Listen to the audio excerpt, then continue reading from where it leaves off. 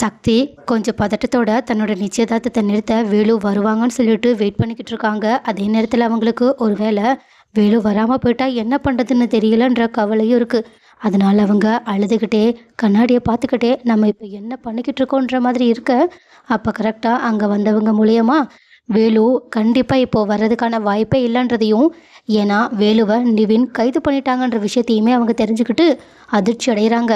அது மட்டும் இல்லாமல் இதுக்கு மேலேயும் விருப்பமே இல்லாத இந்த நிச்சயதார்த்தத்தை நீ பண்ணிக்காதன்னு சொல்லி அவங்க சொல்ல, இதை கேட்டுட்டு சக்தி இப்போ என்ன பண்ணுறதுன்னே தெரியாமல் இருக்காங்க. ஆனால் என்ன, வேலு இப்போ சக்திக்காக தான் ரொம்பவே வேக வேகமாக ரிக்ஷாவில் வந்துக்கிட்டு இருக்காங்க.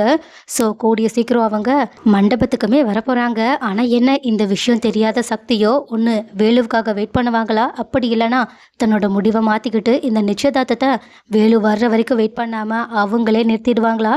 இதில் அடுத்த சக்தி என்ன பண்ண போகிறாங்கன்னு நீங்கள் நினைக்கிறீங்கன்றத கமெண்ட்டில் சொல்லுங்கள்.